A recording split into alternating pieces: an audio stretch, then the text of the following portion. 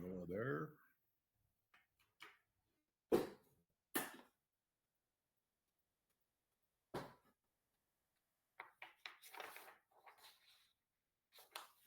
He's there. Hey, Noah, are you with us? Not yet. So, did you work on the questionnaire a little further there? We had the I sent out. Yeah, yeah. Rach says yes, I did. And was it difficult? Um, well, there's a bit of an overlap. I'm also studying. I purchased a online ground school type thing, and it goes through the curriculum in a particular order. So I'm finding the parts where the two overlap to be quite good. Oh, Because okay. I remember reading that, or if you've already spoken, the ones that aren't, you have to go looking and. Yeah, yeah. Now the the sample exams, when they go sort of up to past 40 or so, then they go more into power questions. So we should stop at about 40, right? They ask them pretty tricky questions about wind and so on. So we don't really need those. But we need to be able to the more simple questions like this is my true track or whatever, and what is my magnetic heading and that kind of stuff. It's important to understand the definition of compass heading versus magnetic heading versus true, right? Because the compass always brings the deviation with it, just the magnetic heading doesn't. And that's where the TV makes dumb cadets really works well. It shows you exactly the direction or the sequence to apply all these guys, and then you have to get basically the pluses and minuses right. Okay. Okay. So I'll see. I'll see if I have a message from Noah. Hello, everybody. Everybody having a good day? Yeah. Hi, Greg. You're working on patients in the meantime when we are Yeah, not busy. I just my last patient just left. Okay, working hard. That's good. Are we gonna be flying any more this weekend or any parts of the year right now? What do you think? Yeah, Sunday looks actually like an okay day. So maybe like today, a little cloudy, but the winds are westerly, so it's not good for winching. So I'll send something out. I'll take a good look at the weather forecasts a little closer to. But I think we should plan on flying on Sunday, provided the field is not too wet. We have had less rain than there was in the forecast, and if we can't winch because it's a straight crosswind, then we can still fly aerotow. And I see you had lots of aerotow flights last Sunday. I had the time. I had the time of my life. Unbelievable, yeah, yeah. I doubled my. I had 5 solo flights on that. It was just incredible. So Yeah, thank you so much. I got to thank everybody for putting up with me. That's good. yeah, yeah. No, it's what we need is good participation now at the times where we are really not in the season anymore, because then we can make things happen, right? And I got James was good enough to stay as an instructor, right? And then Tom came later, so all good. Yeah. It was great. Everybody's wonderful. Thank you. I'll be quiet now. Okay. Well, so we'll get. I wanted to quickly check if I heard something from Noah.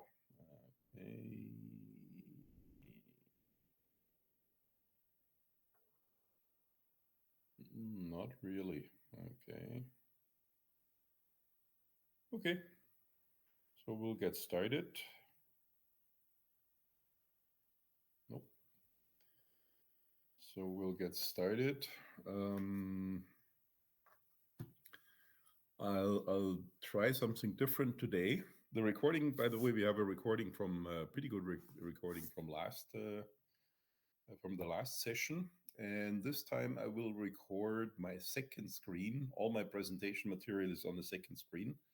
And then you should, if you have a look at the recording, I mean, you don't see my ugly face then, but you see, you have a much better view of the presentation material.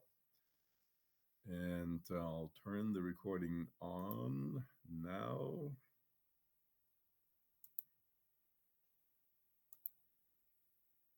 Screen 2, share. Okay, the recording is now on.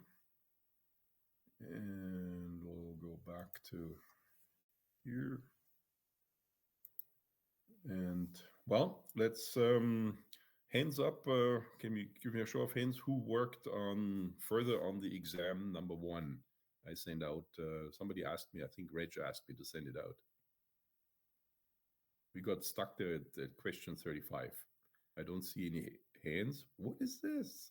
No, it's okay. So I'll bring up the exam number 1.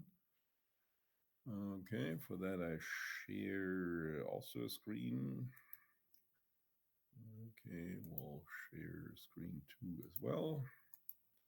Okay, you should see all, yep, it's come up. That's basically, that's by the way, Sky Vector. Up there is the link there. They make, basically you can access maps through them. The Canadian maps are devoid of all the details, but there's still a few on there. Otherwise, it looks pretty empty. But this is in the US here, so this is what an aviation map looks like. I hope you're all ordering your maps from or buying them. So you should be getting the 500,000, like 1 to 500,000 map. That's the VNC, Visual Navigational Chart. And by the way, these are not maps, they're charts. And to work a little on those. You can also buy the Toronto VTA, and that gives you basically the area closer in, but it gives you all the details in Toronto. Okay, so I'll pull up this exam. Okay, this one and exam, where is it? Here.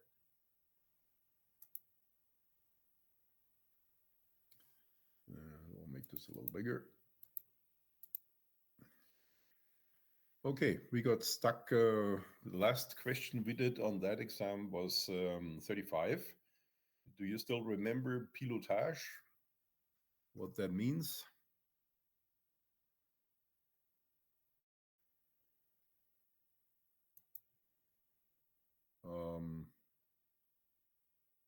Pilotage, that's sort of, it comes up in many exams actually. That means navigation by reference to landmarks. So basically you fly along. This is how we did it in the old days. You fly along and you can hey, there's now do this when we fly over with our first cross country task there. When we fly over to Puslinch Lake, that's when we navigate by landmarks, because we are crossing a railroad, we are crossing the Highway 97, we see Cambridge and so on. Okay. Isn't that IFR? I follow roads? I follow railroad is IFR. Yes. Okay, so in this question here, number B, B would be the correct answer.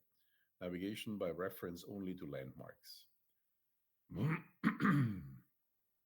So nowadays, of course, we navigate by GPS.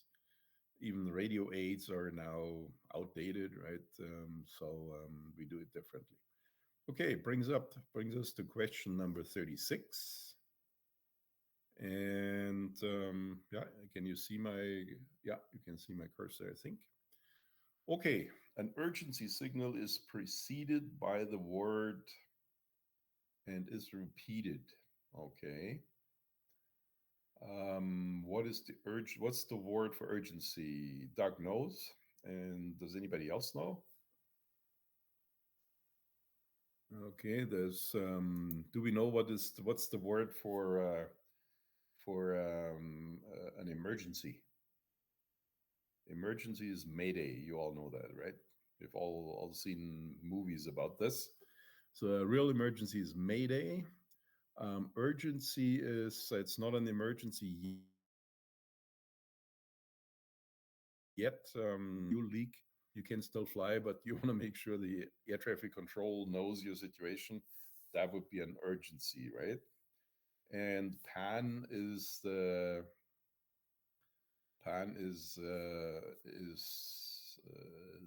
right answer here. And you don't just say pan, you say pan pan pan pan pan pan. So you repeat it 3 times. And what it doesn't say here is you actually don't just say pan pan pan, you say pan pan pan pan pan pan. Okay, so it's repeated 3 times and it's pan. Other things, we have the Mayday.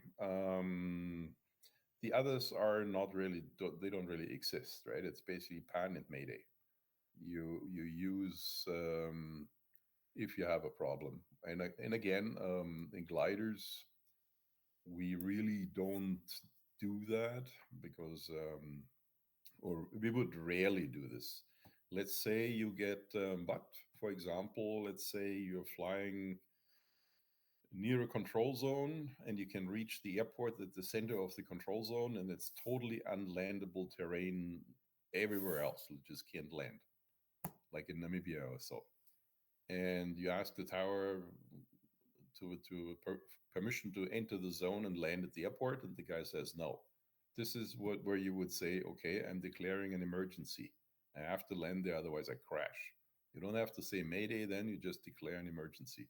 There will be some paperwork afterwards, but where you have to explain how you got into this emergency. But that would be a typical glider emergency you could use. And apart from that, we had a mid-air collision at the Nationals back in the 90s. And the person, this was before the start gate even opened. One person saw that happening and he called out Mayday, Mayday, Mayday, Mayday. And that sort of quietened the frequency down. When you hear a Mayday call on your frequency, stop talking, right? Just listen. And that sort of kept the frequency open then for important communication, like where did one of the gliders crashed, like went down. And also the status. He gave the status of the gliders. He said one glider is still flying, the other went down, and no parachute. That means, the pilot is still in there. And pilot survived, by the way. It was a miracle. It's the miracle of Rockton, is that the pilot survived the crash that is normally not survivable, because the glider lost the tail and spun down inverted. Not really a good situation. You never want to be in something like that. Okay, but this is where Mayday was used in a gliding contest quite effectively, because there was important information that had to go through or get through. So for example, the first responders could get to the impact site of that glider. And they could only be seen from the air where there was, right? And you don't want 20 people trying to explain where it is. You want one person explaining where it is. Okay. By the way, how did that person survive? What did they do to land the plane or have a crash landing? Well, they couldn't do anything anymore to land the plane because they had no tail. So basically no elevator, no rudder, and the plane was inverted. The plane, if you lose your tail, the plane flips over. And it sort of spiraled down inverted, or spun inverted. And then just before impact, it flattened out and it was over a Christmas tree farm. There were lots of little Christmas trees and there was one big tree in the middle. And the glider hit that big tree, and the tree took all the energy, bent over, right, bent back, took all the energy, and the glider was stuck in the tree. And the young lady who was flying it, she thought she had died. And when she came to, she was wondering, she told me that once, She was saying, well, I'm dead now. How come I'm still sitting in a glider upside down, right? So it was amazing. And the injuries were, she had, I think she broke a rib and it punctured her lung. And she had, I think, a cracked vertebrae or so, but otherwise, it was a miracle. It was really amazing. Normally, this is a not survivable accident, but because there's nothing you can do anymore but to bail out. And she tried to bail out, but she couldn't because it was an ASW 19, and the bailout, the mechanism to drop the canopy somehow didn't work well. Nowadays, they're much better. In the old days, they were not so great, right? And if you pulled too much, it was basically you're lining up a piece of metal with a slot. If you pull too much, then there's an angle again, and it doesn't get through, right? So then, of course, she was pulling with all her strength, so she couldn't get the canopy off. It was also if you are inverted and you're going down, there could also be a lot of air pressure against the canopy, right? So for whatever reason, it didn't come off. She tried to actually put a hole into it with her forehead, basically smash it with her forehead, but she didn't get the ground came up too fast. She didn't get very far with it. There was a hole in it, but not big enough to bail out. Okay, on this happy note, don't do this kind of stuff. Okay, so now we are getting into the truths and other stuff. Okay, so we have a track. There we have to, with these questions, you have to read them very carefully. And I have a little note here. Okay. Oh yeah, it's my note says, watch out. The question is magnetic heading, not compass heading. Okay. Okay. So you have a 343 true track, heading of 353 true, deviation, variation. And what is then a question? What is the magnetic heading? So, first of all, the track really doesn't play into this because it basically what it wants you to do is convert the true heading into a magnetic heading. And here, got to be careful. It says the magnetic heading, not the compass heading. So that means we are not taking the deviation into account. We're only taking the variation into account. So remember, the TB makes dumb cadets. So you go from true, put the variation on. That gives you magnetic, and then the deviation comes on, and then you get compass. And let's see if I have this somewhere.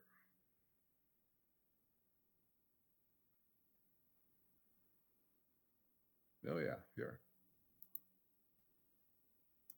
Okay, TV makes dumb cadets. So true plus variation gives you magnetic. So TVM, then the deviation, and that gives you the compass.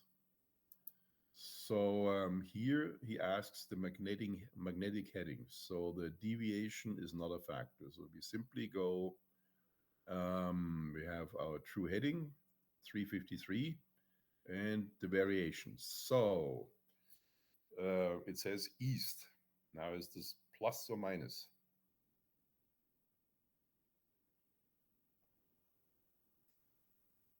Okay. Okay. There's more on it. East is least and west is best. Keep that in mind. So east is negative and west is positive. That's what it means. And this goes when you go from true to magnetic. The other way, if it goes from magnetic to true, then of course it's the other way around. But usually typically it goes from true to magnetic. So east is negative, like eastern variation is negative, western is positive. Here in Ontario, where we fly, we have actually western variation. So in that case, it's always positive. Okay, so I'll put this back down. So we are this is a -8. So we take the 353 minus 8 is 345, right? 345, there it is. C. Okay, and the important thing is, well, first of all, what you have to realize, the track is just there to confuse you. You don't need that. And the other thing you have to realize, magnetic heading, not compass heading, so no deviation, because the deviation is specific to the compass. Okay. I should...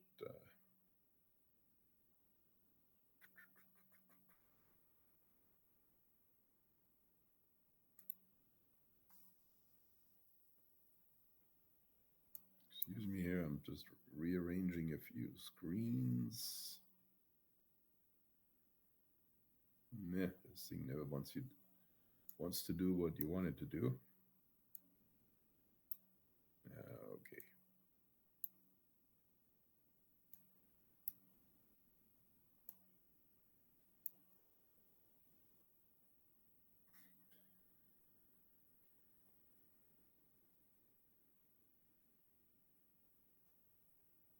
Okay, sorry about that. Okay, next one. Have you looked at the next one? The word what means okay, I have received your message. Okay, we have the option for Roger, confirmed, affirmative, acknowledged. What do we say? We've all heard this in cop shows, right? We say Roger. Also, I gotta say, Roger is. I'm surprised they have Roger here as the right answer. Roger is really not very. Makes you sound like a kid on a walkie-talkie, right? And in aviation, what we typically say, if somebody like ATC is telling us to do something, and we want to say, "Yep, we got that," we respond with our registration, or with the last three letters of our registration. So basically, we say Hotel X-Ray Papa. If he knows me as Hotel X-Ray Papa, right? And that says, okay, then he knows this airplane has acknowledged my direction. If I just say Roger, he still doesn't know who said Roger, right? But in this case, Roger is the right answer. So confirmed, we don't say. Affirmative in radio talk has a meaning. It means yes. So if he asks you, are you in a glider? Then you would say affirmative. Or are you squawking 1202? Say affirmative. Acknowledged doesn't really exist either. So the proper confirmation is really the last three letters of your registration. So, so you call in with your full registration. You say Kitchener Tower. This is Charlie. You don't have to say the Charlie, the C at the beginning, but Fox Yankee Kilo Tango. And then he comes back and says Yankee Kilo Tango. What do you want? And from then on, he knows you as Yankee Kilo Tango. And that's how it's done. But you will go through all of this when you get your radio license, which you also will have to do once you have your pilot's license. So far, as a student, you don't need a radio license because you're riding on the radio license of your instructor. So don't embarrass your instructor, and practice a lot. The best practice is, of course, while you fly, right? Okay. In radio telephone procedures, 12 o'clock midday and 12 o'clock midnight are expressed respectively as follows. Who has any ideas? Okay, I see Doug says, is that 3 you're saying? You're wrong. Four. I meant 4. Yeah. Okay, so first of all, when we talk, there's no AM or PM, right? The Europeans, by the way, don't talk, or the rest of the world doesn't have AM and PM either, right? So those two A and B are out. Okay, so midday is 1200, yes, but midnight there is no such thing as 2400. When it flips over from 23:59:59, then it's zero. This is 000. So that's midnight is basically, this is when a new day starts, and it starts at zero. And keep that in mind. So there's no such thing as no time as 2400. Of course, in English we say, well, what is it, right? It's the strange thing. It says it's 12 a.m. again, right? It makes absolutely no sense. With, Goes against, yeah. with the airline, actually, we never had 0000. It was always 0001, just to confirm it was sort of the next day. Yeah, it's a good idea. To avoid a little confusion. Because otherwise people think, well, there's a computer error, it just printed zeros, right? And it's only 000 for 1 second, right? And then it becomes a 1. Okay. So number 40, you all know this, right? So these right-of-way questions, the most important thing you have to remember, a glider has right-of-way over everything except balloons. That makes it easy. And then if two gliders meet, or two airplanes meet of equal right-of-way, if they both meet head-on, how do they deviate? They both go to the right, just like we do it on the road. However, if we pass somebody, we pass on the right side, not on the left side. So if you come up against another glider or another airplane, another glider, and you're faster, then you swing over to the right and you pass him to the right. There's slightly different rules on when you fly on ridges, because obviously you cannot fly into the ridge. You have a ball of rocks on the one side, right? So you're a little handicapped in what you can do. But in principle, if we fly in the open air, it is if the plane is coming from your right side, you should give way. If it comes from your left side, he should give way. If you're going head on, everybody deviates to the right. And if you're passing somebody, you pass on the right side. One thing you should never, ever do is overfly or underfly other airplanes. This is really dangerous, because if you overfly an airplane and he doesn't know you're coming, right? And then you lose sight of him and you're right over him. And for whatever reason, the guy all of a sudden decides to pull up, right? You have a mid-air collision. The same with underflying, right? So we always go on the side. And it would be nice to also tell the other pilot if he's on the same frequency. And gliders, when we fly cross country, they're all on 123.4. Or if you're flying in the Rockton area, you're on the 122.72. Just tell the other glider, X-ray, X-ray, passing on your right. Or when you're sort of just behind him, you say X-ray, X-ray at your 5 o'clock. Then he knows, or maybe 5 o'clock, 500 meters. Then he knows roughly where you are, right? Because otherwise the risk is that just as you're passing him on the right, he decides, oh, there's a thermal, and turns to the right. Right? This is one thing you got to watch. Okay. So what's the correct statement here? An airship has priority over a glider? No. A tow plane towing a glider has priority right away over a glider? No. A power-driven fixed-wing airplane has priority over a helicopter? No, helicopters and fixed wing are the same, right? In right-of-way rules, so they are not. There's no differentiation between them. You have to give the normal way according to equal airplanes. None of the above is the answer. Okay. Okay. Now another variation and so on question. Okay. TV mixed dumb cadets. Okay, so we have track 260, variation 10, track 260 true, variation 10 west, deviation 8 east. That's a big deviation for, remember, this is the compass error.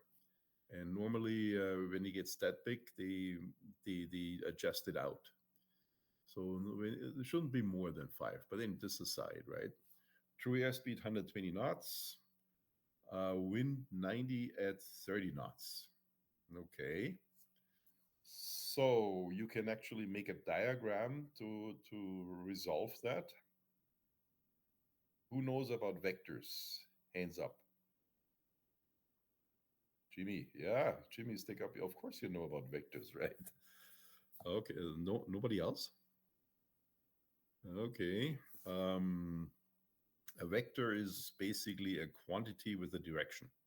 So money is just a quantity, right? Doesn't have no direction, and it's bad for you. Um, uh, Velocity, like speed, we call it velocity, is has a value 100 kilometers an hour and a direction. That would be can be expressed with a vector. Force, the same thing. And and vectors can be added. So, for example, it can express the wind as a vector, and you can express the airplane going as a vector, and then you can see which way it goes. But you can also just apply logic and see what the options are that are being offered here. So this airplane is going on 260 true, and the wind is also true. So so that's good. You don't have to convert the wind or the track here into magnetic. So 260 true. So he's almost heading west, right? He's heading a little left, 10 degrees left of west. The wind is 90. So wind is always shown in where it comes from, not where it goes. So it's easterly wind, basically. And it's almost a tailwind, right? It's off by 10 degrees. So we can already see from 120 knots with a 30 knot wind pushing, it will be if it would be a straight tailwind, then he would be going a ground speed of 150 knots, 120 and 30. But he's off a little bit, so it will be a little less than 150 knots. Well, what are options here? 91 knots, definitely not. 145 knots, possible. 49 knots, possible. 152 knots, not.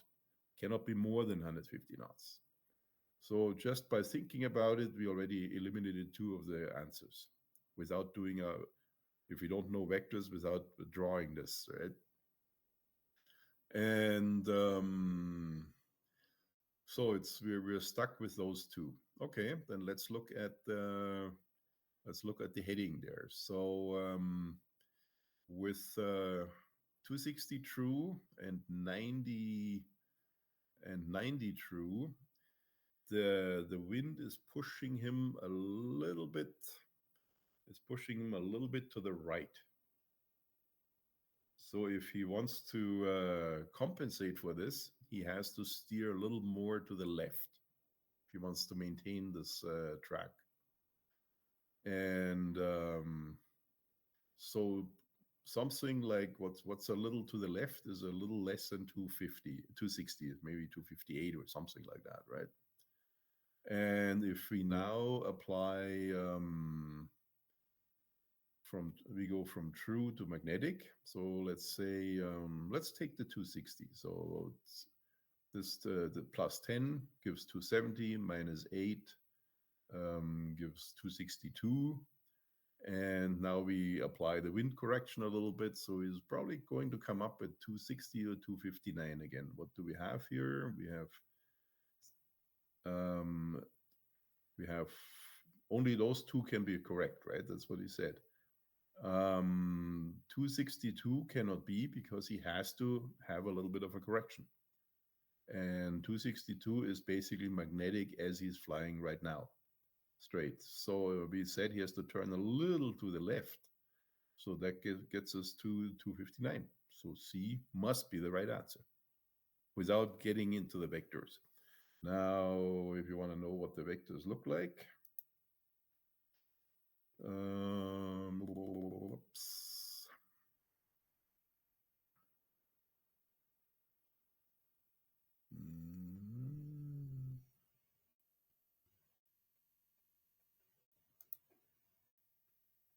No, I don't have this particular case.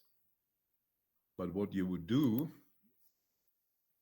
if you have drawing materials, I think they give you paper. And as I said before, have a little sort of a ruler and a little compass there, or a combined ruler and compass there. And then you can draw this out. So you can draw out the vector of the wind. And that's basically right down the east line, right? It's east. Draw out the pilot is flying in this direction, right? And then you can basically graphically see what is the resultant between this guy and this guy, and he wants to, and that's it. And then you can measure it out. So you can. It's not so easy to draw with a mouse, so that's why I don't want to do it. But it's fairly easy, right? And so if you do this, and the other thing is, I think, and we should check this out, I think you can bring a calculator, but we are all so used nowadays to use our phones as calculators. Don't bring your phone, because they won't allow you to, you can read a lot of things with your phone, right? That's why they don't allow you. So if you have sort of an old style calculator, this is just a calculator, this would be a good thing to bring. To do these magnetic versus true conversions, if you have one. Otherwise, you just do it on paper, right? And write things down is always helpful, right? Okay, so I'll put this away again.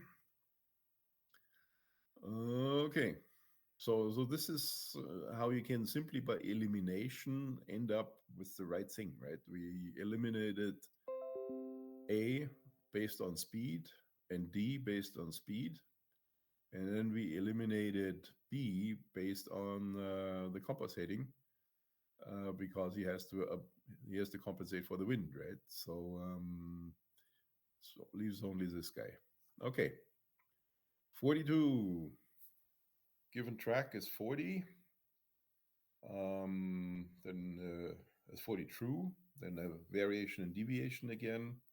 True airspeed is 115. Wind is 160 true at 25 knots. And so what is the resultant ground speed and compass heading to maintain track? Okay, so this one is you really have to draw out. And I think I have that one in my thingy here.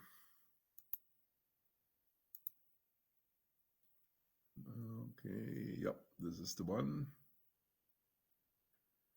So the track is 60 true, and that always goes from here. You know, the compass rose goes from here, right? The wind is in this case the wind's 150. I think the question is different here. No, it's not quite the same. 40 true. Okay. And okay, what can we see? What answers do we have? So this will be one you draw out, but this we are getting into the also into the power stuff now. But let's see if we can figure this out. So with this is almost south, right? He is going northeast. So the wind is pushing him slightly. So the ground speed should be more than 115. So more than 115 is, so these number B and D fall out. Which also tells us that the ground speed is got to be 126 then, right? And so with the wind from the right, the wind is from the right, so he also has to turn to the right to compensate. Let's assume, and there's pretty strong wind, so let's assume he compensates with 10 degrees to the right. So then would this be 50? Then we deduct 12 because to go to magnetic, right? East is least. So this is 38. We add 4, we add 42 again. So it definitely needs to be in the somewhere between 42 and at least maybe up to 50. Let's see what it has here. So it could be this one, 43. It cannot be 39. My guess, it can be 39, but my guess is there's a pretty strong wind. He has to have a significant correction. And let's see what the answer is. 42 is A. So this is how you can deduct it. But it's a little tricky because if those guys are only 4 degrees apart, right? That's pretty tight. But my feeling that he has a significant. We said if he has a 10-degree a 10-degree correction, right? Then it would be 42, right? So yeah, it's roughly in that area. But of course, the 10-degree was a guess based on experience. Okay, enough of those. Okay, this says by the way is the wrong answer there. That's interesting. That's an interesting. Every once in a while, you also have just a conversion thing going, right?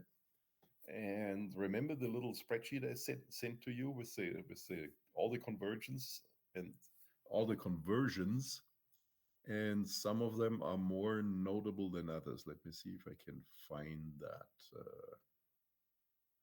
for you. Okay, there we are.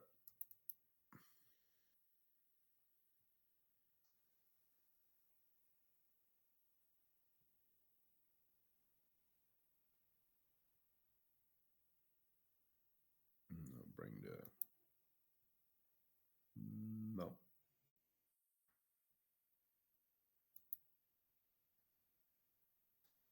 Okay.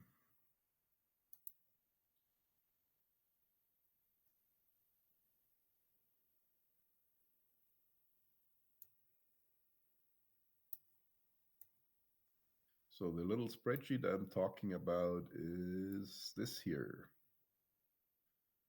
So that basically converts feet into meters, kilometers, and so on. And the green ones are the ones that are easy to remember, right? That a foot is about 0.3 meters. It's easy, right? The other thing that's easy to remember is that a nautical mile is 6,000 feet. That's another good thing to know. Another pretty good thing is that a nautical mile is 1.15, like 15% more in statute miles. So they are not the same. The nautical mile is 15% longer than a statute mile. And so this is distances, and over here we have speeds. And if you go through all the stuff I sent you, I'm pretty sure I sent this out to you. Have you seen it? Yeah, I see nodding. Good. And for speeds, we have kilometers an hour, knots, and meters per second, feet per minute. And one good thing to know is that 1 knot is 100 feet per minute. The power planes usually they have their climb rates in feet, hundreds of feet per minute. So 1 knot, when we see 1 knot on our vario, it's 100 feet per minute. 1 knot is also 1 meter is pretty much 1 knot. It's pretty much 2 knots. Sorry for that. So 1 meter per second is about 2 knots. It's 1.94 or so. And so it's also about 200 feet per minute, right? So those are the things that are fairly easy to remember. And if you know those, they can already help you quite a bit. So I'll go away. So we have 66 nautical miles is how many statute miles, how many kilometers. Okay, let's, again, rather than pulling out our calculators now, let's see what the answers are. Statute miles are shorter. That means there have to be more, right? So 76, all those are more. Okay, it's fine. They could be all correct. Kilometers are also smaller, so there's more. What we know is that converting nautical miles into kilometers is you multiply by 2 and deduct 10%. So 66 by 2 is 132. And now we take 10% away, so 10% is 13. So we have 117, 119. Is this correct? 66, so 132, 120, yeah, I get 119. Okay, let's see what we have.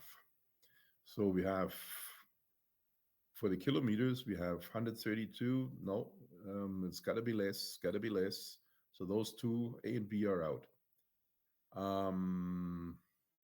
This is not enough. 122 could be right. 76 looks about right too. And all you need to do is take a calculator and do 66 times 1.15 or plus 15%. And then you know what this is. And I am pretty sure C is the right. 44, C is right. Yeah. So even without doing a calculation, you can usually, again, you can eliminate already 2. And of course, if you calculate this out, then it's pretty easy. As long as you know 1.15 and this is 1.82, the factors. But the easier to remember on those is times 2 minus 10%. Okay, this is the last one on this we are going to do, because now we're going into engine stuff.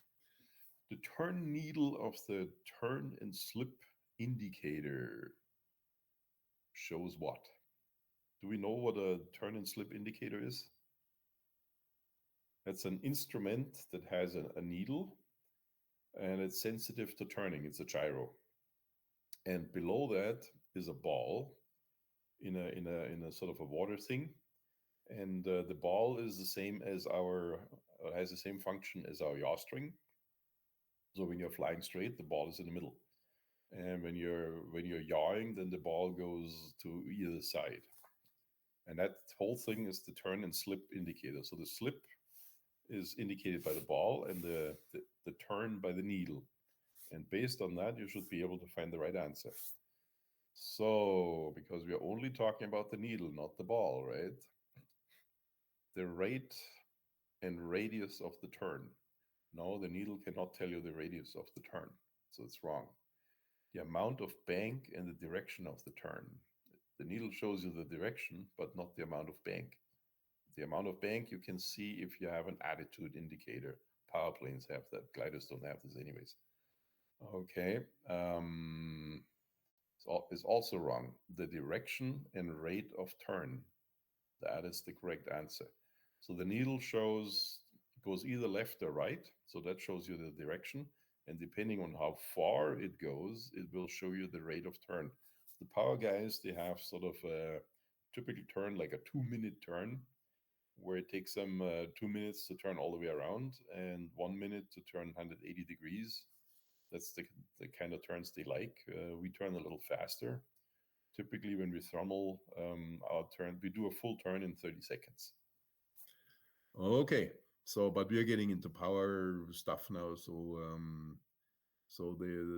those instruments are not going to be checked for glide. At least I hope so, because they are not normal instruments in gliding, and they're actually in a contest. You are not allowed to have those because you can use those to fly in clouds, right? And cloud flying is illegal anyways, and definitely in contests.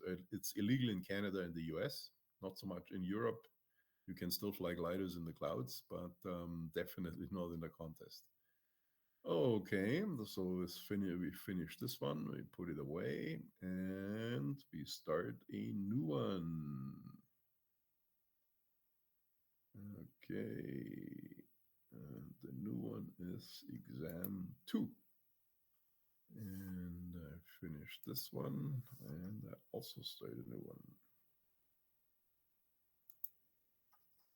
Okay, gotta shrink it a little. You guys can look at question 1 in the meantime.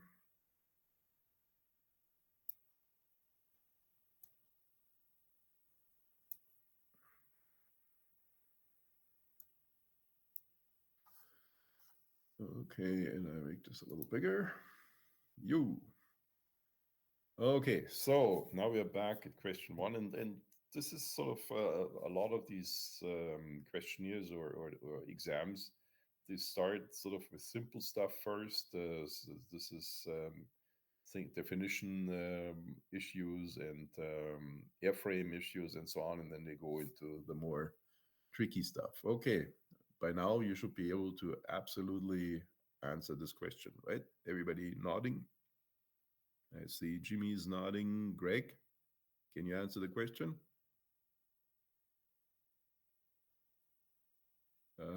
You're muted. Apparent horizon. No. No. Any other ideas? Reg? It's a musical answer. It's the chord line. It's the chord line, yeah. Yeah, it's the chord line. The angle of attack is basically, if this is your wing. Where's my airplane here? Here's my airplane. So the angle of attack is as the wing sort of goes up, up, up, and the angle between the chord line and the airflow. That's your angle of attack, not the horizon. But I mean, you're in so far. I know you're thinking because we always talk about the horizon, right? But we say horizon in relation to the nose, and if the nose is too high, then pretty soon the angle of attack will be too high too. But the angle of attack is on the wing. The chord line. Do we know what the chord line is? It is the line from the leading edge to the trailing edge. Leading edge to trailing edge is the chord line. Okay, everybody else knew that? Yes, I hope Jimmy knew it, right? Yes, he's a young mind, right? Can remember everything. Okay. Okay, then what are the primary structural members of a monocoque fuselage? So nowadays, this is what we have. They call it a monocoque. It's a shell, right? So the old style with the stringers and whatever is not there anymore.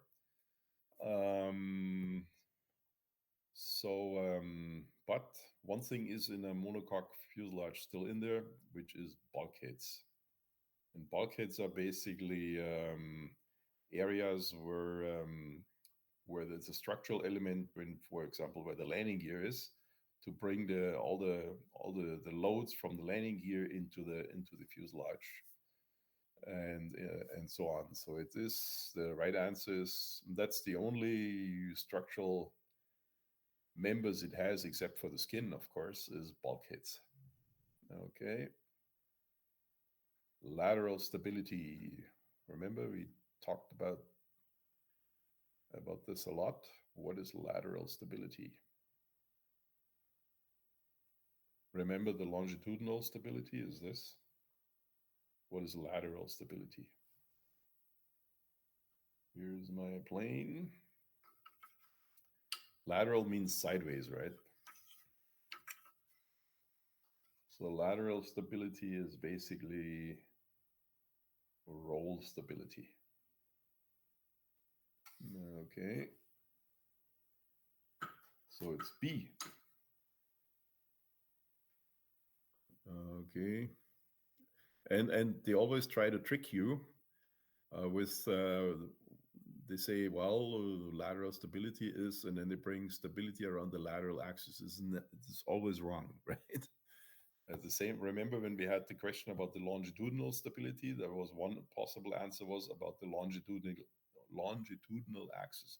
No, it's always a different axis, and the lateral stability is basically stability along the longitudinal axis, which goes basically through the airplane from the tail to the spinner. It's this axis. Now I'm turning around the longitudinal axis, and that's lateral. If it likes to fly straight, and you let the stick go, then it's stable. If it starts turning like this or into a turn, then it's not stable. Okay. And what helps the lateral stability? We also talked about this. That dihedral. Remember? I have a nice. Yeah, we'll go to this later. Okay, then lateral stability is influenced by the size of the vertical stabilizer, weight distribution, sweep back, both B and C. Okay, the right answer I can tell you is both B and C. So it's 4D. So obviously weight distribution, if you have one wing full of water, the other wing is empty, then obviously your lateral stability is not so good anymore. The glider will start rolling. So better empty out the other wing. Sweep back, I would say I would really question, because sweep back is basically what jets have, that the wings are swept back. It is really the main contributor to lateral stability is really the dihedral. So the way the wings are sort of bent up a little bit on the wingtips. That's okay, but in this case, the people who put these questions together, they also made mistakes. So in my mind, this is not quite right. But you also for the real exam, the people who put those questions together, they also have some strange ideas sometimes. Okay. Static and dynamic air pressure as applied to what? Do we know what the static air pressure is?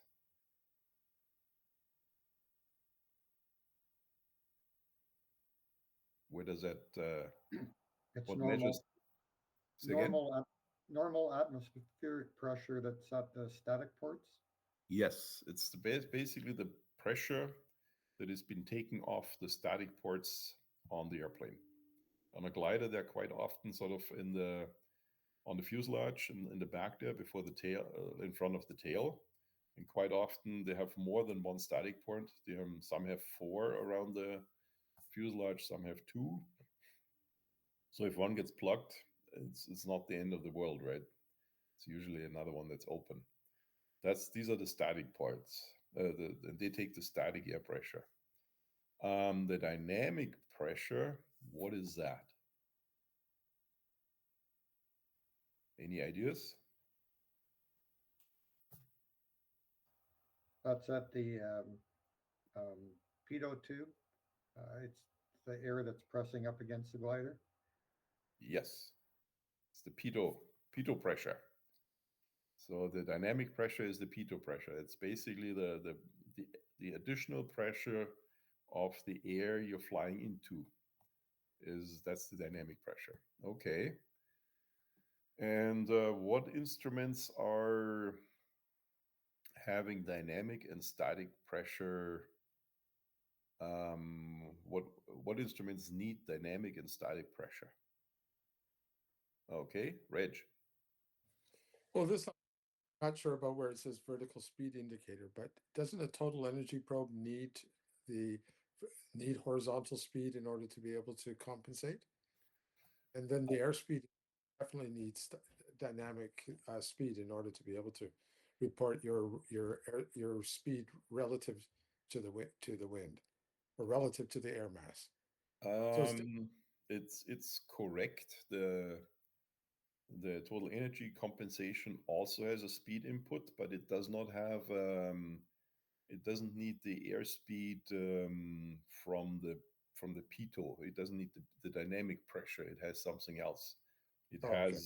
has basically, it either has a little venturi where the air flows through and creates low pressure when it flows through fast, or it is basically, quite often it's basically just a probe that is sort of angled in the airflow, and there's a hole at the back, and the faster the airflow goes by, the less the pressure in the back.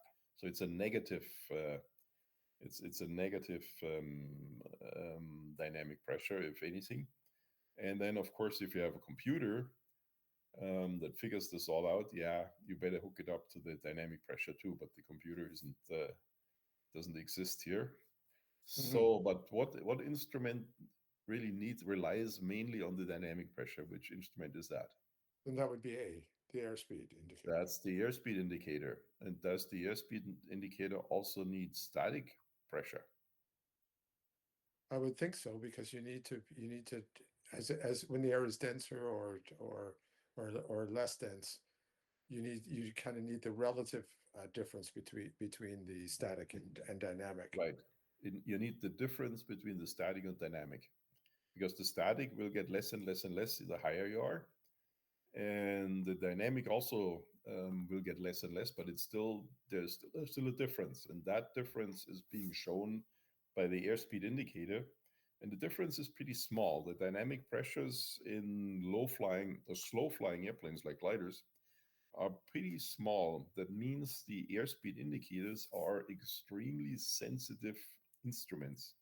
So for that reason, we will never blow into a pitot tube, because we can totally destroy the airspeed indicator with that pressure we have by just blowing into it. It is, and we'll never put any compressed air to it or something like this. The XU Aviation on our DG1000, they blew both airspeed indicators. They blew over $1,000 worth of airspeed indicators, because when they wanted to do the transponder calibration, they hooked it up wrong, and what they hooked up wasn't the pitot tube. They should have hooked it up on the pitot tube, and it wasn't, and therefore the airspeed in the airspeed indicators were blown because of the changes in the static pressure. It was terrible. And these are supposedly the experts, right? They paid us. They came good for it, but still. Okay, so the airspeed indicator has a dynamic pitot input and also static input. What instrument does only have a static input?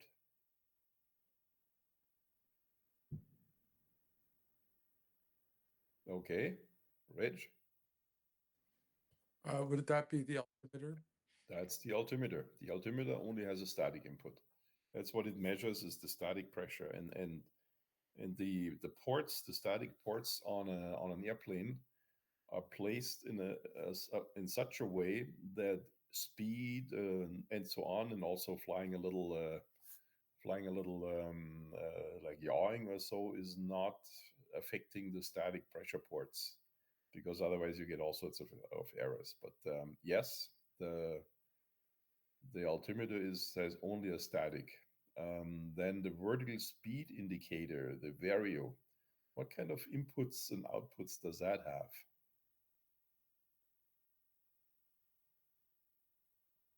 Now we're getting pretty tricky. So if it's not compensated, if it doesn't have total energy compensation, it takes the static pressure on the one side, but it has a flask, basically a reservoir on the other side. So when you climb, then the air will start coming out of that reservoir, will go through the variometer and flow out the static ports. And the variometer will register that flow. And the other way around, when you descend, the static pressure will increase and flow through the variometer back into that reservoir. And so it has an input and an output, and the output goes to the reservoir. So and if we have a total energy compensation for the vario, then it's not hooked up to the static, it's hooked up to the total energy compensation. Then it only shows it filters out when we just pull up, and it only shows when we actually gain energy through a thermal or so. Okay. Okay. Some aircraft are designed with a high aspect ratio, not ration, in order to minimize what? There's various drags.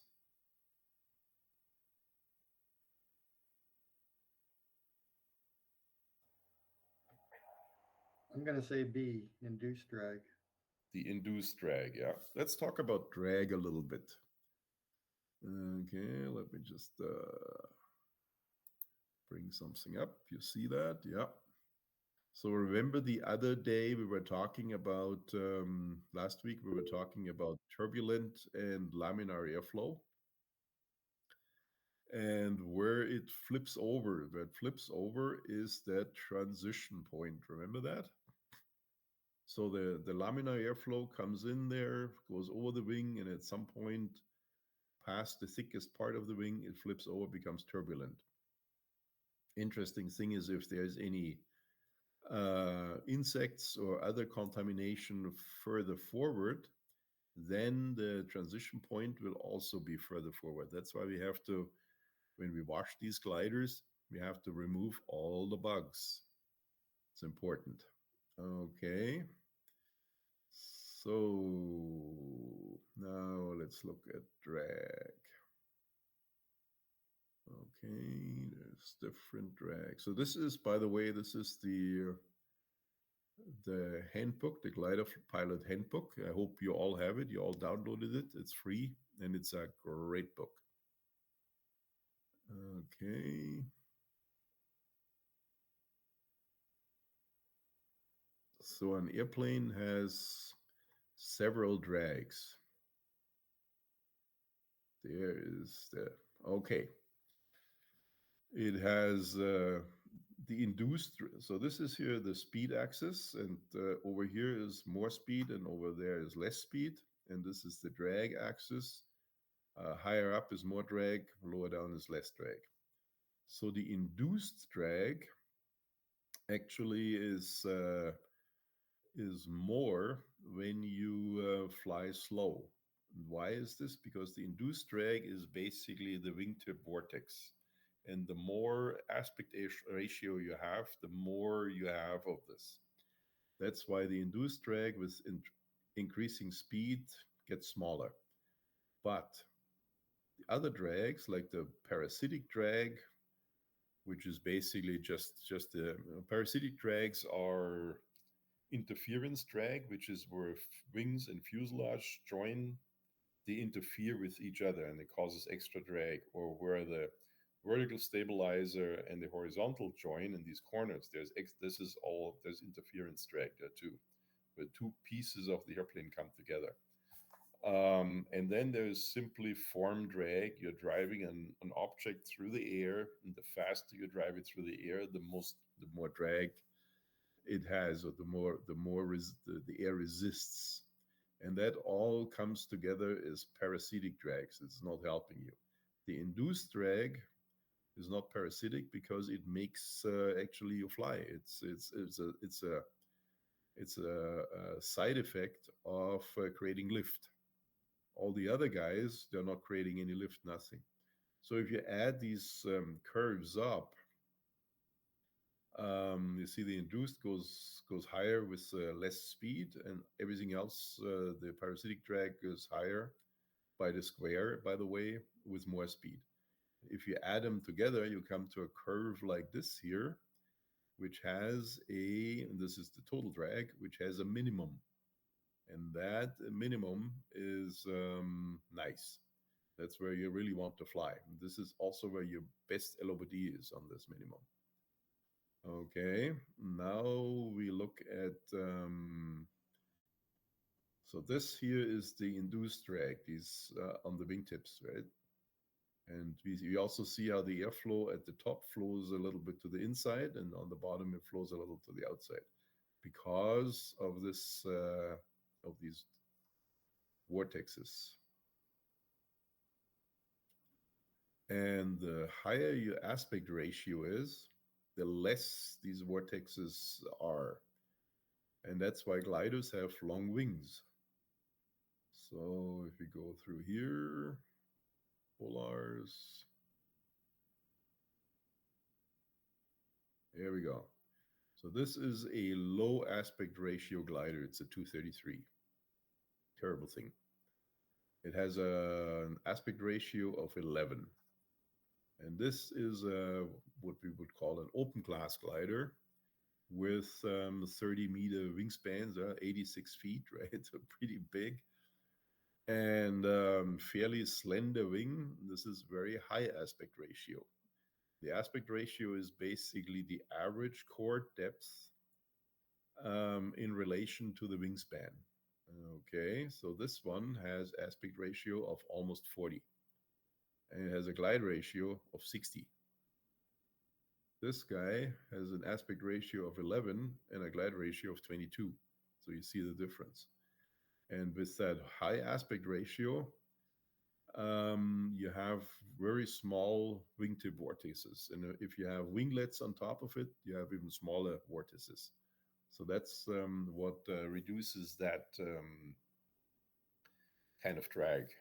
And the other thing is when we circle, the wingtip vortexes normally get bigger because we are flying with pretty high angle of attack in circles. And therefore, again, we need lots of wingspan to compensate for that, or reduce it as much as possible. If you have a power plane with stubby little wings, you put it in a tight turn and the engine is off, it really goes down. Okay, so take a look at the Glider Flying Handbook. This is figure 319 on page 3-9. It shows a lot of things. Okay, so some aircraft are designed with high aspect ratio in order to minimize induced drag. Interference drag will not, the aspect ratio does nothing. Form drag does nothing, and the skin friction neither. It is definitely, let's see, in the Glider Flying Handbook, page 3.6. Okay. The effect of wind on the rate of climb on an aircraft that's an interesting one. Does, when we fly into a headwind with a power plane, or in a glider that's behind the power plane, does the headwind make it climb faster? Who thinks the headwind makes it climb faster? Nobody. Good, because it doesn't. The headwind makes it climb steeper because the wind's pushing it back, so it has a steeper angle to go up, so you can get over trees better and all that kind of stuff. But the actual climb rate doesn't depend on the wind because the airplane is just floating along in this big river of air. Okay.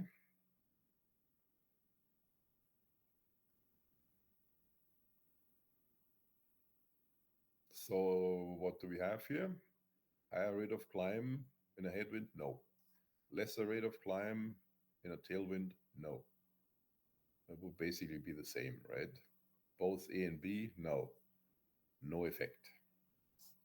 So it's D. Okay. But again, you have to read all this to make sure you get to the right answer. Okay, inherent stability is stability due to, the word actually says it already. Inherent means it's built in, right? And that's stability due to this design features. Well, I mean, you can still monkey around with the CG and that kind of stuff, but a lot of stability is already designed into the airplane. For example, the dihedral on the wings for the roll stability, a large um, vertical tail for the yaw stability or directional stability, and a large horizontal stabilizer for the longitudinal stability. So that is all. These are all design features. So number one is the right answer there. This is the answer B. Is just, yeah. It basically explains what stability is, right? But it says the stability is due to what, and it's this due to the aircraft design. This is also an explanation of stability. It's not what it's due to. The position of center of gravity is, it's not the inherent stability, but the center of gravity certainly affects the stability of the airplane as you fly it. If the center of gravity is too far back, you have no stability. Okay. Okay. So the airflow, we've been on this one of those as well. The lower surface of the wing tends to flow which way? I mean, obviously it flows back, but it flows also sideways. Does it flow in or out? Okay. So hands up, who is for in? Nobody for in. Hands up, who is for out? I see lots of hands. You guys know this, okay? Good stuff, yeah. As it flows out. On the top, it flows inwards. And I think we have seen the question with the top. Okay, what causes an aircraft to turn? The centripetal or petal force. And I think Reg had some questions about the turns, right? And equilibrium and all these things from the last exam. Did my explanation make sense? Okay. So in a turn, there's two forces. There's the centrifugal force, which is basically the airplane resisting. That's the inertia of the airplane resisting to the turn. It wants to fly straight, and but it's being kept in the turn, and the centrifugal force is wants to make it fly straight.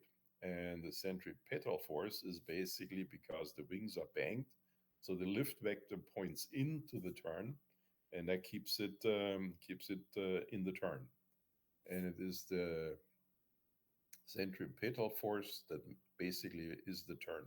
It's like the string with a stone attached at the end, and somebody swings it around. The stone goes around in a circle because it's attached to the string, and the string pulls it around in the circle. Okay, so it's the centripetal force, which is the opposite of the centrifugal force. Okay, thrust, no, thrust just makes it go forward. And none of the above is also wrong. Okay, equivalent airspeed. This is another little term that's good to know. I didn't really know what that was either. But it is, there's all sorts of different airspeeds. We should maybe talk about the airspeeds. There's if you drive a car or on the ground, as long as you're on the ground, there's only one speed. This is the ground speed. So if you drive your car and so it's the ground speed, there's no question. But when it comes to flying, there is the indicated airspeed. There is the true airspeed. We talked about this, right? In thin air, the true airspeed is higher than the indicated airspeed. Then there's the ground speed, which is the true airspeed, and then the wind on top of it. So if you have a tailwind, then the speed will be higher. If you have a headwind, the speed will be lower. Nowadays, in this day and age, you can actually see what your ground speed is by looking at your GPS. That's what the GPS measures, is your ground speed. In the old days, we had to calculate it and guess it and whatever, right? And then there's another speed. It's the calibrated airspeed. So every glider has a calibration chart in the back of the owner's manual that says when they tested it out, they found the airspeed indicator and where the pitot is, it's not quite 100% correct. There's a slight error, and it can be off maybe as much as a knot or maybe 1.5 knots, not much. And in that speed range where we fly, and that and this is against the calibrated airspeed, which is basically a calibrated indicated airspeed. And what they do is they drag they let a probe out, looks like a little torpedo that flies in the airflow all by itself. So there's no influences anymore, and they compare this against that. So and that's the calibrated airspeed.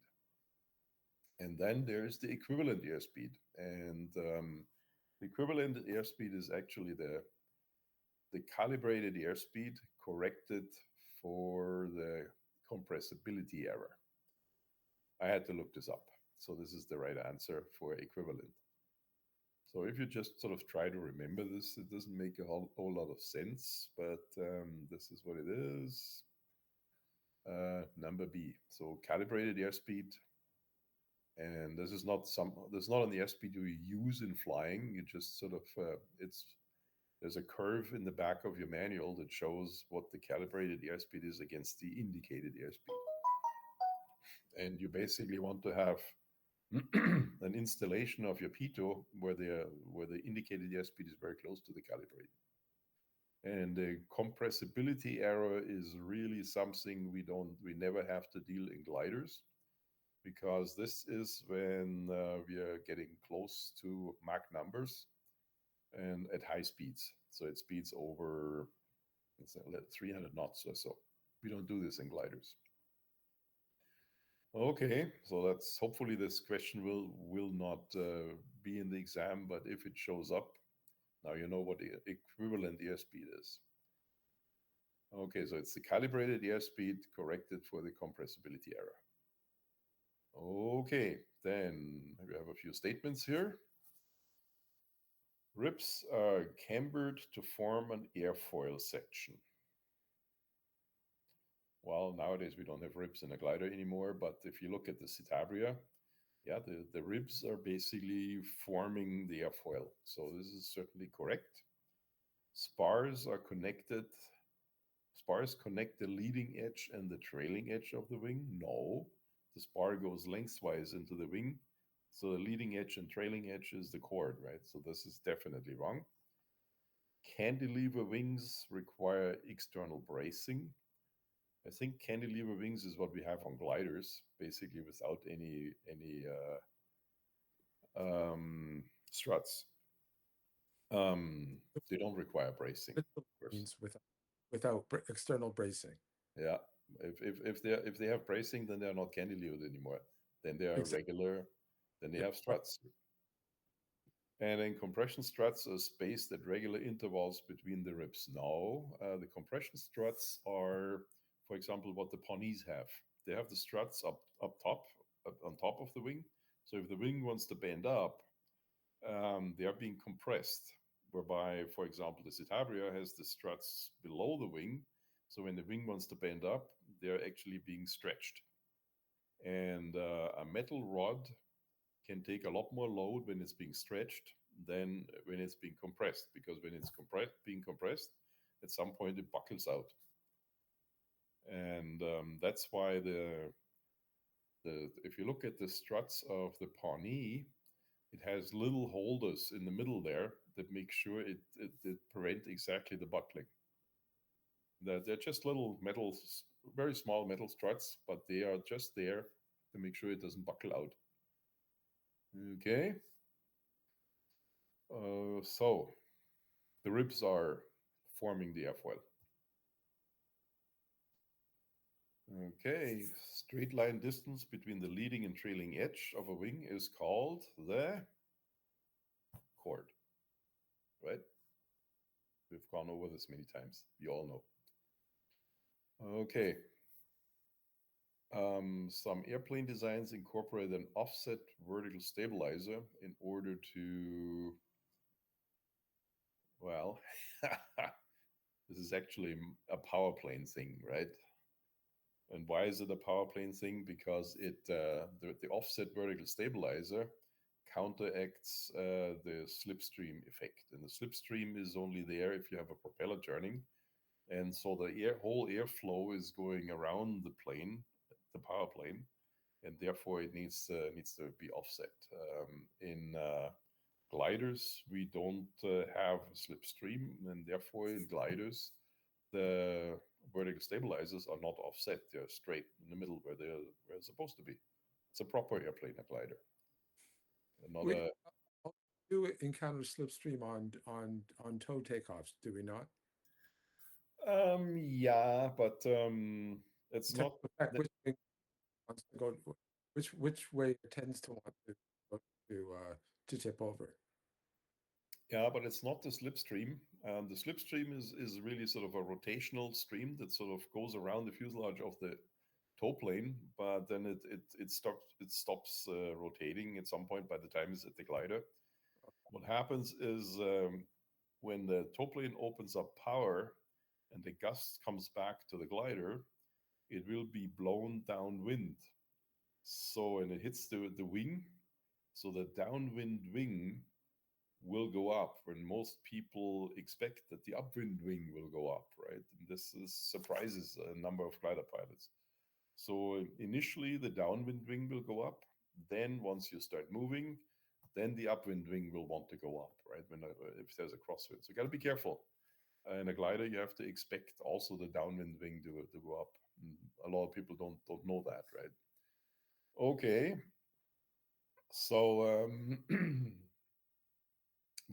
on the question 14, it is basically counteracting the slipstream there.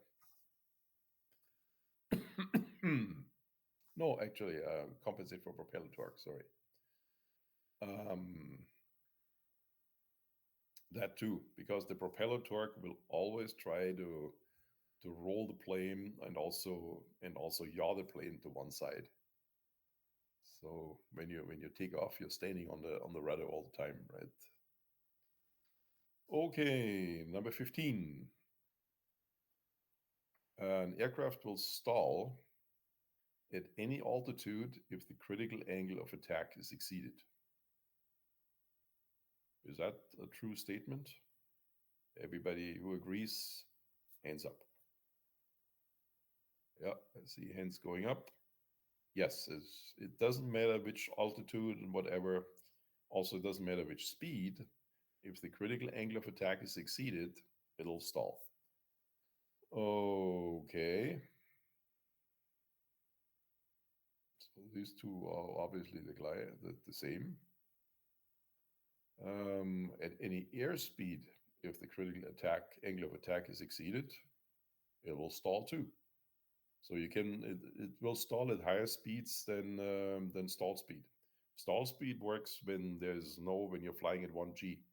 But if you pull up and you pull Gs, then the airplane will stall as soon as the critical angle of attack is exceeded, even if you're way above for stall speed.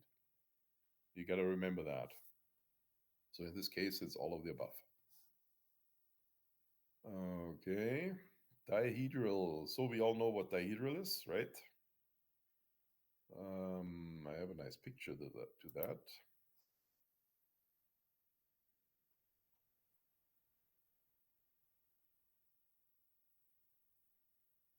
come on, dihedral. That's the dihedral. See, this is the angle. The wing is sort of going up a little bit to the horizontal. And it helps with roll stability. Okay, and there's, by the way, coming back to the centripetal force. In a turn, this is where the centripetal force moves the glider in the turn. Okay, so we were talking about the dihedral. Go back to the question. The angle which each wing makes with the normal axis. Do we know what the normal axis is?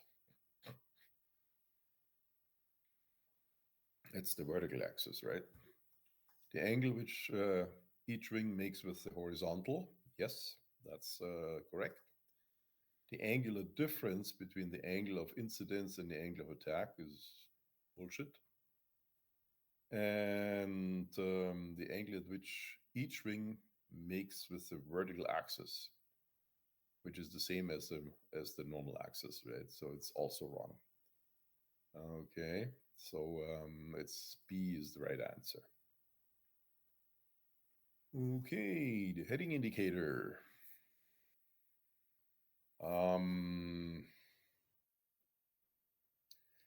Yeah, we'll skip that question because gliders, this is power planes have this. They have a gyro heading indicator.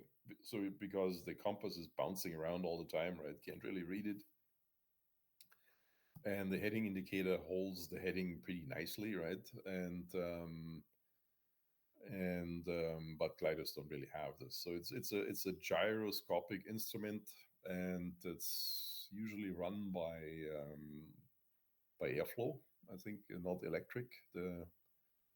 It's really good in the power plane, but for gliders, I mean, we don't use the compass much anyways.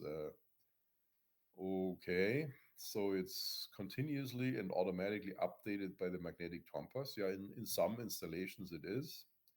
It uses the gyroscopic principle of rigidity in space. That's what it does. It's basically a gyro, and it's subject only to acceleration and deceleration errors and all of the above. I think it's all of the above there.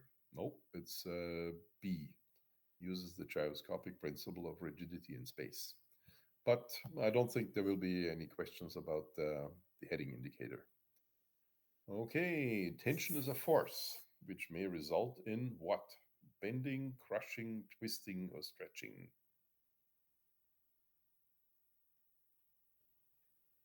So tension is basically pulling. And if you pull something, what does it do? It stretches. And that's stretching is the right answer here.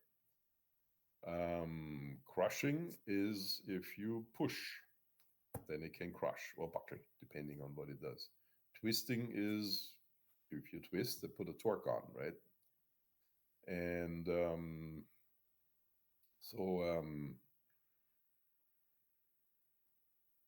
okay. Oh man, this is. Any guesses on 19? I had no clue when I read that question. And the right answer is actually dead load. I've never heard of it before. However, there's one interesting term in there. It's load factor. This load factor shows up quite often, and you need to know what that is. Does anybody know what load factor is? Yes, Reg knows. Okay, can you explain it to us? Load factor is the relationship between the area of the wing and the weight of the aircraft. No. No. Oh, good. But I don't. good try. Good try.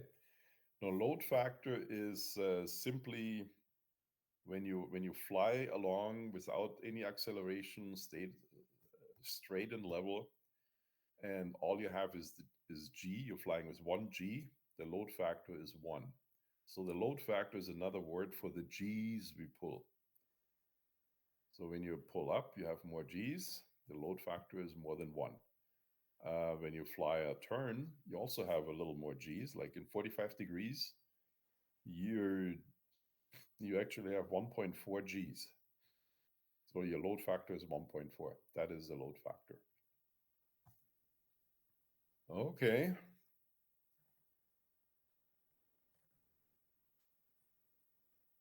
But a good try with the area of the wings. I mean, makes sense. Yeah, definitely. The amount of water vapor that a given volume of air can contain at a given pressure is governed by what? We talked about this before. Does anybody want to answer this? I'm gonna guess temperature, with dew point and temperature. Yes, it is temperature. So the temperature, basically, any air mass is defined by humidity and temperature anyways. And the warmer the air is, the more water vapor it can hold, right? The more water it can hold. So how many people believe the correct answer is B, and how many people believe the correct answer is D? Yeah, yeah. Both B and C is correct. Yeah. We've had this a couple times that the same answers was repeated, right? Okay, so it's temperature. It's and that's pretty central to know that because it's the whole weather is based on this. If an air mass cools, then the moisture will at some point come out. You cannot hold the moisture anymore, then you get fog, right? Or this is how a cumulus forms. The air mass, an air bubble goes up, it expands, it cools down, and at some point you get a cloud. And the trick is, of course, to forecast at what height these clouds will be. The cloud base is important. Okay, because we cannot fly into the cloud, so the cloud base will determine how high we can climb. Okay, and we need to have a certain distance, vertical distance from the cloud. Does anybody know what that is? 500 feet. 500 feet. Yes, good stuff. In controlled airspace.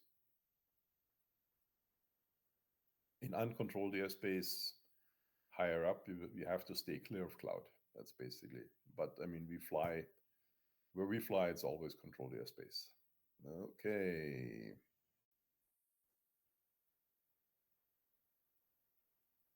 So what is the relationship between the stability of an air mass and the lapse rate? We talked about do we know what lapse rate is? Yeah, Reg. So the lapse rate is the rate at which air gets cooler as it rises in altitude. Mm-hmm. Yeah. And I'm going to say, okay, stable air lapse rate, absolutely false. I'm going to say that the steeper the lapse rate, the more unstable air, because if the lapse rates exceeds the dry adiabatic lapse rate or whatever, the environmental exceeds the dry adiabatic, then any air that gets even a touch warmer has a runaway effect and keeps rising until Yep. it. That is the perfect answer, exactly. So first of all, there's several lapse rates. There's the environmental lapse rate, that's the one they're talking about here. That is the rate of temperature drop over height in the atmosphere, or in at least in the low part of the atmosphere. And the faster the temperature drops there, that means the environment is always cooler compared to a parcel of air going up and cooling with the adiabatic lapse rate.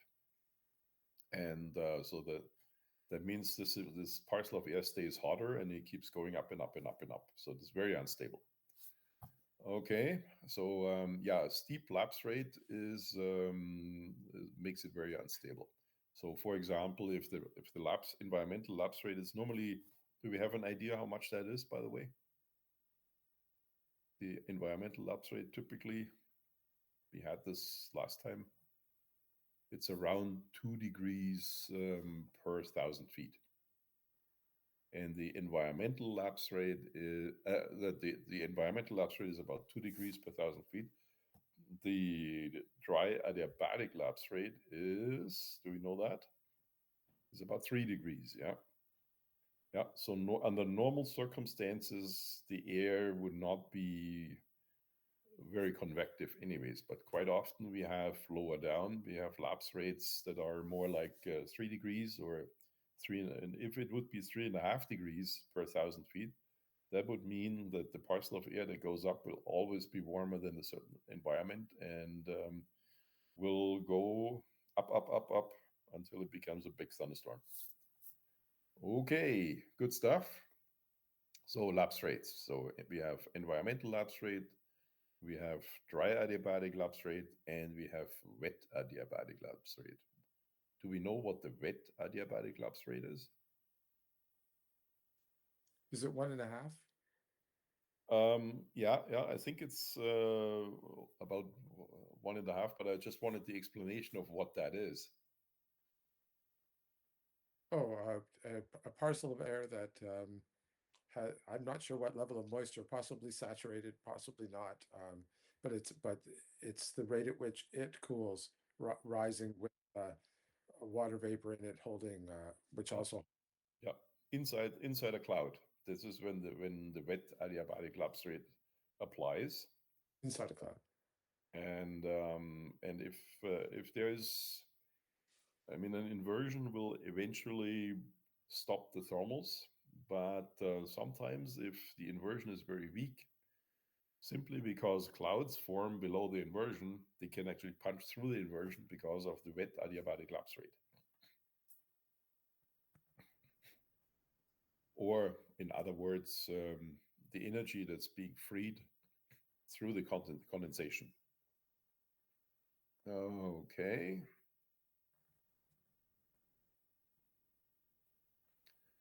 What types of clouds are classified as clouds of vertical development? You all know this, right?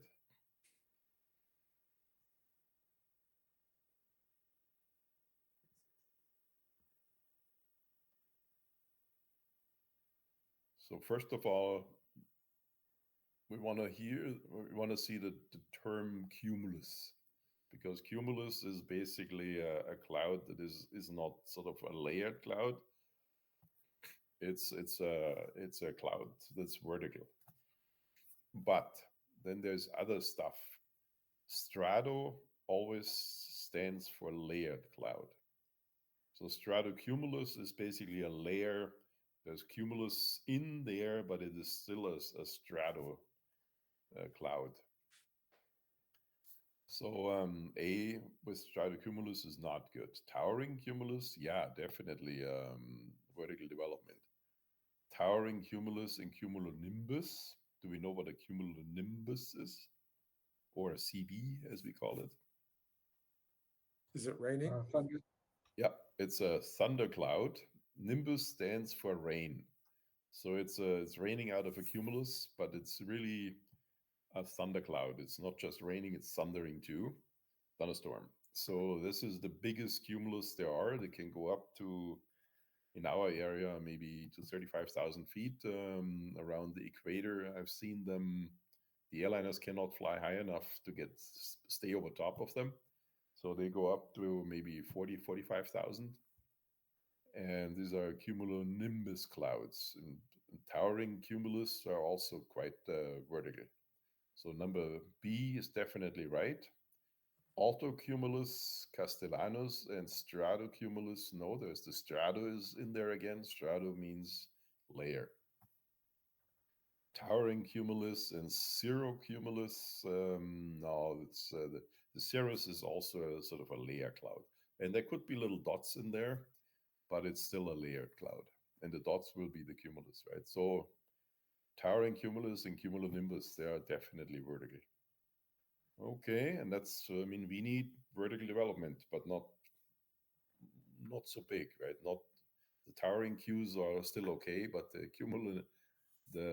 cumulonimbuses, the CBs, certainly not. Lightning destroys carbon fiber airplanes. And carbon fiber airplanes actually attract lightning. So when you see any lightning, when you are flying with a glider there, a carbon glider, nowadays most of them have carbon in them, and there's lightning, go down. Don't play around with this. So if you see lightning and you're in the sky, are you trying to get back to SOSA? Are you trying to land off field? When would you make that decision? It depends. If you're flying around SOSA, then the best is to land at SOSA, right? You see it coming, you see, oh, there's a thunderstorm coming. Now I see lightning coming out of the cloud, better get down at SOSA. But of course, if you are, let's say, in Mount Forest, right, and you see a big cloud with lightning, and that's in the way to go to SOSA, then probably going to Toronto Soaring would be a good idea and land there. Or if need be, land in a field, right? That too. But if you land in a field and there's a big storm developing, there's also the risk that trees may come down on the glider, or the glider may be actually turned over in the field, right? So if you do that, and if it gets very, very windy, pull the dive brakes out and tie them with a belt so they stay out. That keeps it from, at least provides additional safety from being blown over. Okay, so more air mass stuff. An air mass is heated and no new water vapor is added. Okay, more water vapor. And so then what will happen to the relative humidity? So air mass is getting warmer and there's no new water vapor. What happens? It's getting drier. And there is two ways of expressing the humidity of an air mass. One is by saying relative humidity in percent. So 100% is the air mass is saturated and will start fog. And so this is one way of expressing the humidity or the content of an air mass. The other one is to express the dew point. The dew point is the point where the air mass would start get saturated simply by reducing temperature. So, for example, if you see a weather report that says temperature is 5 degrees, dew point 4, then you're pretty close to fog. The air mass is almost saturated. So all you need is a little drop in temperature and you have fog. Okay, so back to our question here. The air mass is heated and no new water vapor is added, then the relative humidity will decrease. You get drier, right? The relative is, so number A is correct, number B is not correct. The relative humidity will initially increase and then decrease is not correct. And they will remain constant is not correct either. So there's only one correct answer is 23A. You all knew this, right? Yes. That's how you defog your window in your car. You turn the defogger on, it heats it. Yeah, you blow warm air at it, and so it'll take the moisture out. Okay. Which of the following has relatively uniform properties of temperature and humidity in the horizontal? And your options are an inversion, an air mass, the troposphere, a warm front. Which one would you pick?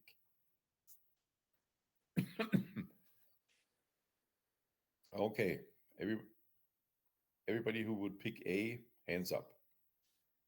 Now I'm putting you to the spot here. Nobody.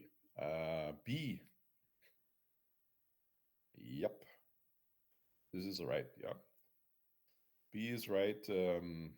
C is the troposphere is the whole inner layer of and it contains many air masses.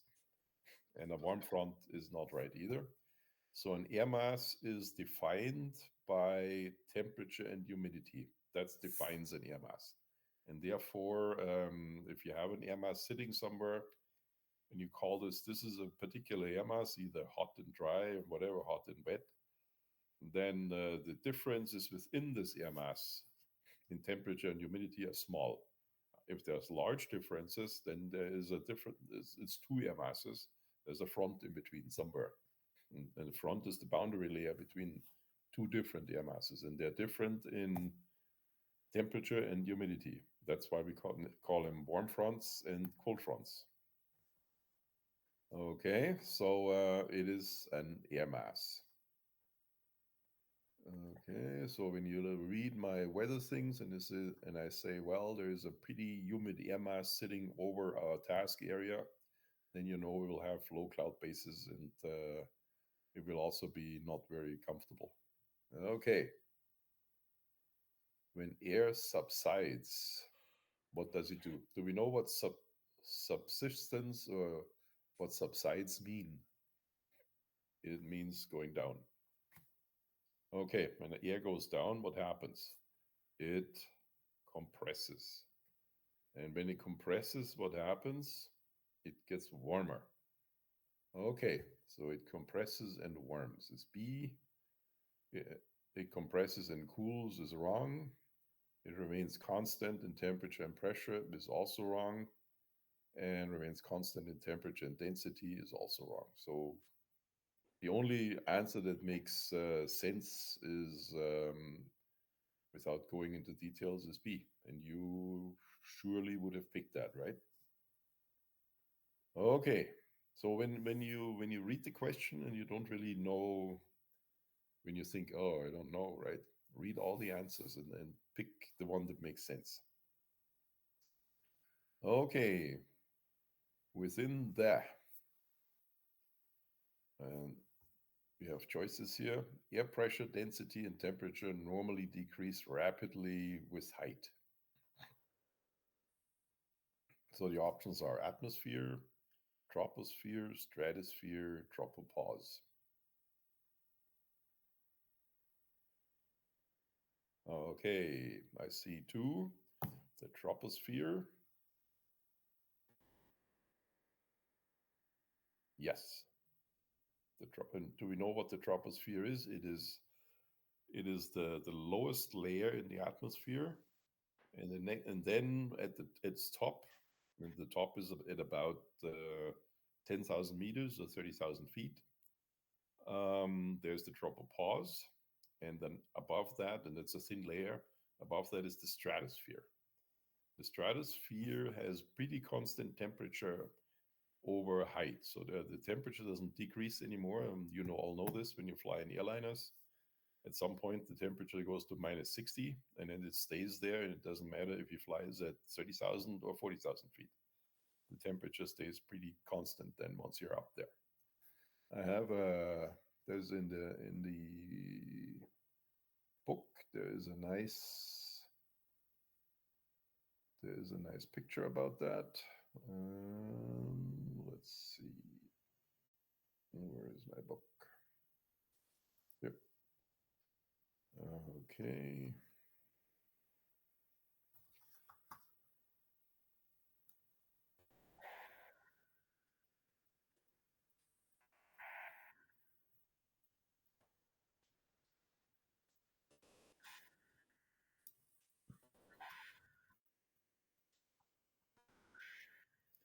So this is our atmosphere.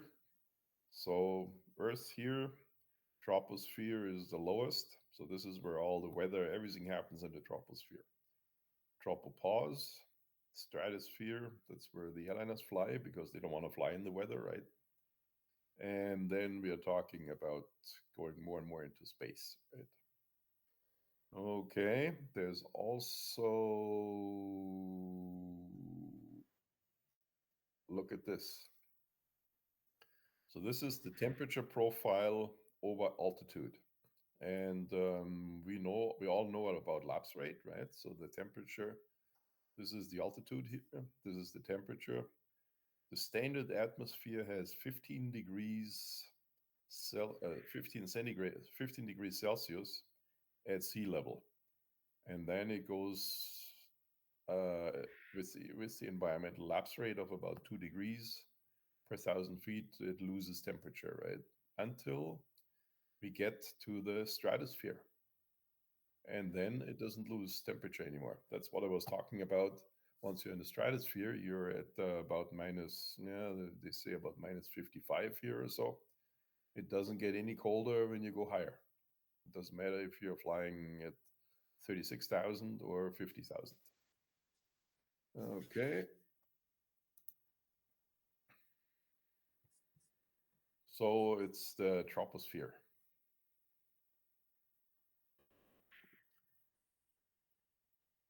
Of course, not the tropopause, not the stratosphere, and the atmosphere is the whole thing, right? Okay. Last question. A scattered sky condition indicates that. You've all seen the weather sheet, right? And it, remember the METAR and the TAF sheet? I think it also explains what's what in terms of octaves of sky. And if not that, then the AIM, the Aviation Information Manual, shows that. Okay, so scattered needs to be less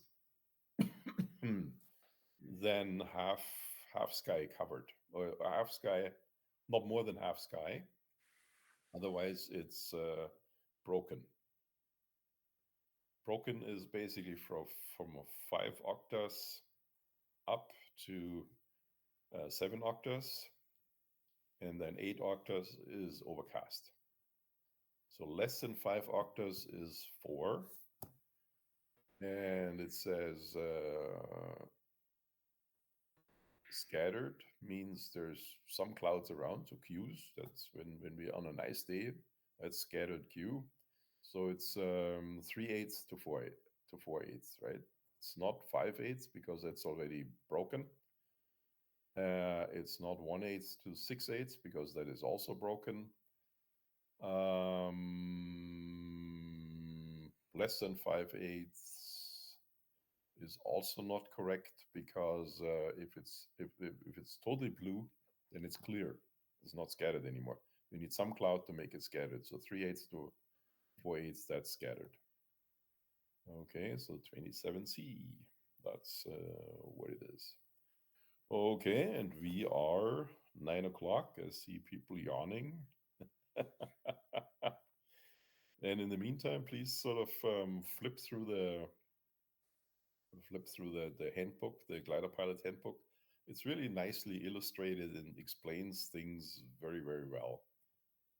And yeah, then for you could carry on.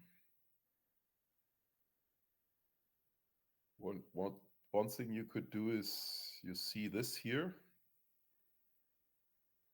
and take that weather sheet, the decoder I gave you, I sent to you, and see if you can decode this. The question is, of course, what does CCA mean, right? And so on. And there's a number of questions that are pertaining to this weather report. That's it's good practice to do this. So work through these questions, and okay, so if they go to here, yeah, through up to 33, that would be great. And I'll quiz you next time. Okay, I wish you a good evening.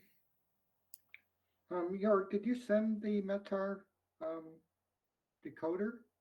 I don't know if I got it. I think I sent this a while ago, but I'll send it. Okay. I'll send it around. I'll send it out again. How's that? Make a I can deal. look through my old stuff. I'll do that. Do Okay, we all, thank you. Reg? yeah, have you already passed out this sample exam? No, I will send that out. Okay, thank you. Sure, you can't work on it if you don't have it.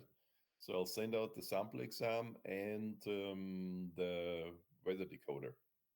How is that? So are you feeling you're learning something? Do the stuff shows, well, yeah, I've heard about this and I have an idea and I could answer the question. So basically by the when we have our Christmas break, I'll give you some homework. So I'll give you sample exams and you do them, send them back to me. I will, I have a special form for that. I will go over it and show and tell you, I will grade them, tell you what's wrong and why it's wrong. And from that, so you can always learn the most from your mistakes. You learn better from your mistakes than from getting everything right. Okay. Well, bon appetit and have a good night. And Good I'll night. send. Thanks, George. Oh, you're welcome. I'll send this exam and the weather decoder. We'll see you next week. Take care. Okay. Thank you.